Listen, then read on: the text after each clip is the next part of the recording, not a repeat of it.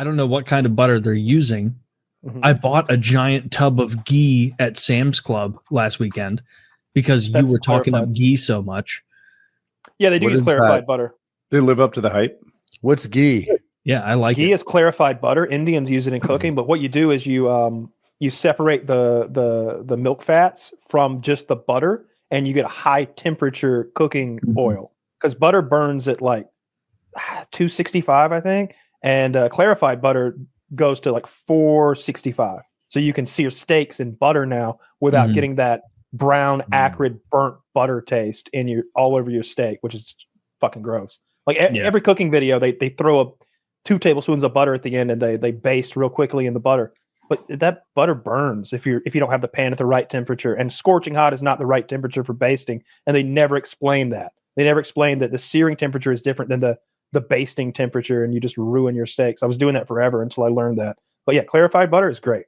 It's tremendous. I didn't notice a benefit so far versus the beef tallow. Like my grandma got super into beef tallow, like using that for cooking. And so she bought me a big tub of it.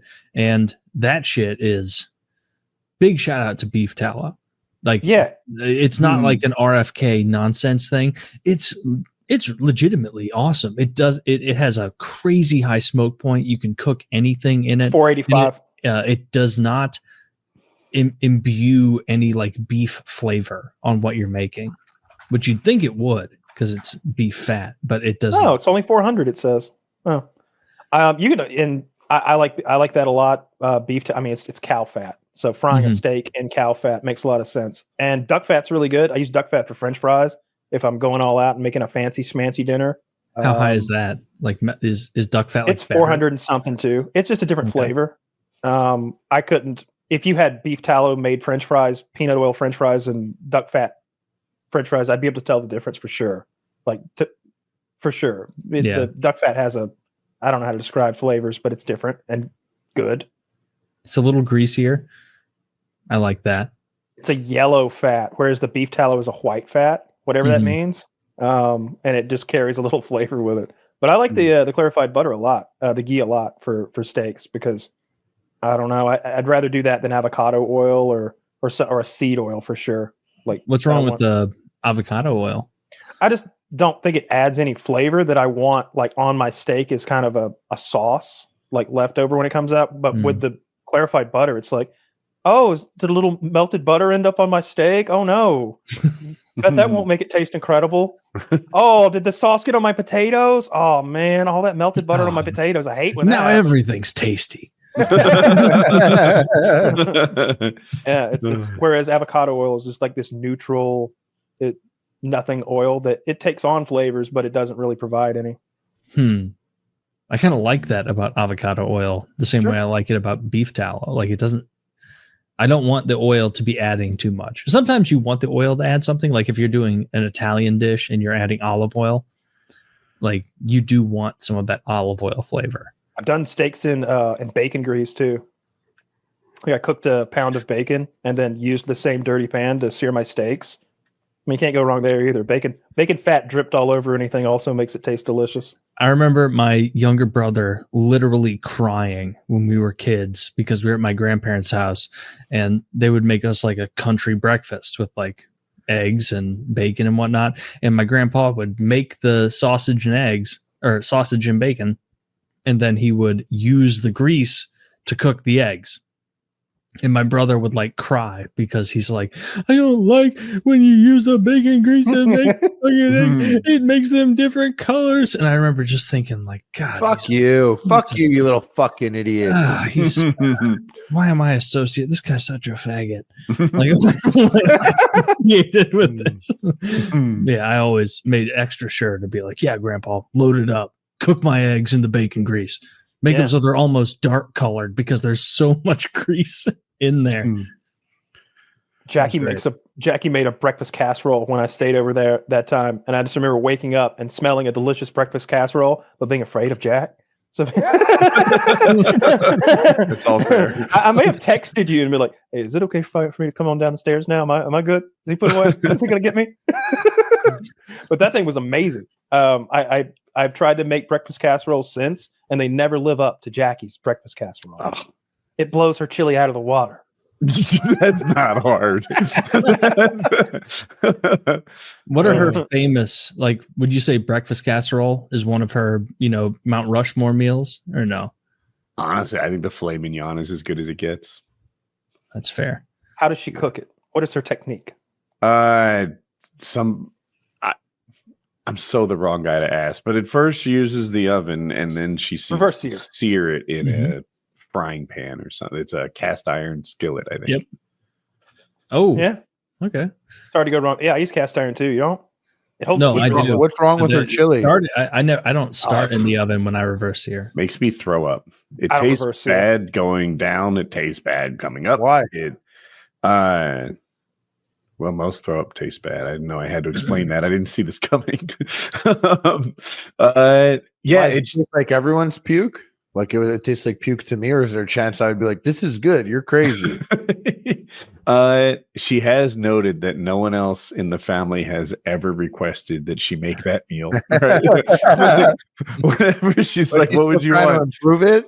There's a 0% hit rate on the chili. No, she's the only one that likes her own chili. Shockingly easy to make. 0% hit rate.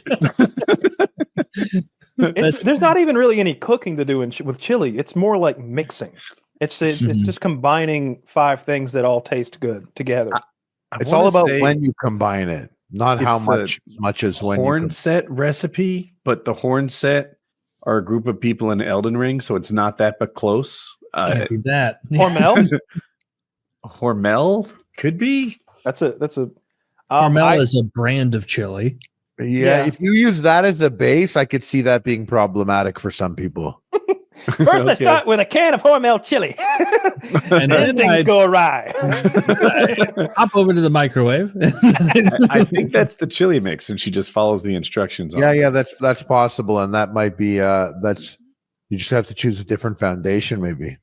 I like a lot of tomatoes. Oh yeah, let's start from scratch on a new idea. Yeah. People are like, Woody famously hates chili. Nay. No. I like chili. Oh yeah, it's Jackie's chili. Specifically, chili's great. I like chili. That's why I was like, "I'll bet I'll fucking eat her chili." I like chili too. This is something special. She has a lot of great characteristics. Her chili's not one of them. No. There's a great video of I think Jackie serving him some chili. And he's eating it maybe on live stream, and he's just like not reacting well to it or something. I think the video is you don't get great hats and good chili. You get one or the other. I'm ripping her chili to shreds, and unbeknownst to me, she shows up behind me on camera. And Kyle knows it, and Taylor knows it, and they're not. And I'm like, "Oh, it's the worst." She puts her hand on my shoulder. His reaction, and then you see the look of like, "Oh, fuck, that lady I live with is here." Just singing your praises. If you guys were to make one meal to like impress someone, like you're having someone over, it doesn't have to be a girl or date or whatever. What's your go-to? That's it. Yeah. What is your, like, Harley, what is your go-to? You're looking to impress someone meal. I would probably do something that would be like, I'd probably make like I would make something and I would act like it's not a big deal. And it would be something very simple, but I would act like it's not a big, because I'm not big with cooking, even though EpicMealTime and all that. You don't even have an example, clearly. No, I would do a great one. I take ramen. Sort of a vague idea. The idea of cookery is what you're wrestling with. Yeah. Ramen, some sliced pork, some sliced fried pork, and an egg. Okay. Throw that in there, and it feels like I made a whole bunch of it, but really it's just fucking ramen. And then act like it's not a big deal, and also give like legit chopsticks that I have. So it's like, oh, what? I just made something shit. It's nothing, but it's actually like a sick bowl of ramen, but it's also just like a fucking bowl of ramen. But act like, oh, I don't know, yeah, but like that's really like one of the only moves I have. You'd make fun. It just looks like I got something better under the belt, but I don't. this is like the best I could do. And I'm like, I whipped up some bullshit for you. But it is actually like, I'm like, no, this is a sick bowl of ramen. I've tested it. It's great. It's totally normal and good. But I just can't hype it up like it's a big deal. So I would downplay what this is, but really this is like the best I could offer you.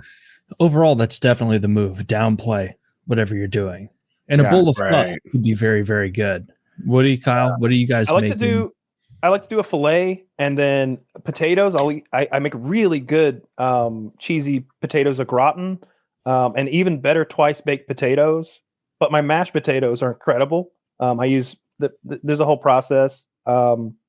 What does that mean, by the way, a twice baked potato? That means you like take it out and take everything out of the potato, mix it with the stuff, and then put it back in? Yeah. So I bake the potatoes, and then I very carefully, with a paring knife, open the potato up and scoop all the potato out and leaving behind the, but I don't fuck up the skin. You got the shell. The skin. And then I mix it with like all the most delicious things in the world, like bacon and cheese and cream and butter and chives. And then I stuff all that back in there. And I overstuff it to the point where it's coming out the roof. And then the top of the potato then gets like smothered with like shredded cheese. And then they go under the broiler or back in the oven at 375 for a while until they all heat back up and melt together. Those are really good. And then I like doing, lately I've been doing broccolini. I saute it in olive oil for like 3 to 5 minutes. And then I throw a couple tablespoons of water in, put the lid on and steam it for 5 to 8. And then hit it with some red pepper and lemon juice at the end. That's really good. But I would probably just do chicken parm. I make a really good marinara sauce. That's my mouth's watering. I'm so hungry. What do you do? Me too. I get my San Marzano tomatoes. You've got to start crushed, or are you doing it yourself? Whole. I like the whole San Marzano tomatoes without the basil added from Italy. The DOP compliant tomatoes. Start with those. Onion. I do roasted garlic. I take the entire garlic bulb. I cut the top of it off, wrap it in aluminum foil with olive oil and a little salt, bake it at 400 for half an hour. And then I press that roasted garlic through a garlic press at the end with my tomato paste and my onions. Once the onions are translucent, then I throw in all the tomatoes. And I usually just hit it with some Italian seasoning, like a tablespoon of that.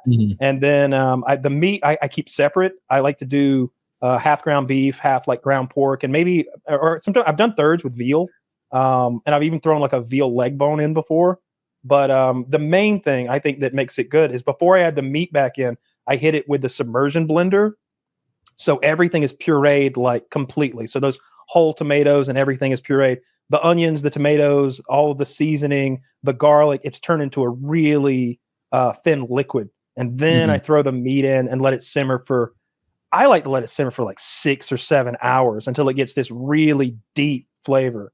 I'll even add some cocoa powder in, like a half a tablespoon, and it kind of adds a bitter, like deep flavor to it as well. But no, that's chili actually. Sugar. I'll throw in some sugar to cut down the acidity. But that's it. And then like chicken parm, just doing the chicken parm thing. Although that's a little complicated. I like to use ricotta cheese with Parmesan and mozzarella mixed in with the ricotta, so it's not just this weird slab of melted cheese. You'd have to. On top of How chicken. else would you do it? And then with the sauce, I hit it with some fresh basil there at the very end for like stir it up, and then you can throw like a tablespoon of butter in there at the end too, and make it a little extra creamy. But yeah, I like my marinara sauce. I take seriously. I really like good, delicious marinara sauce.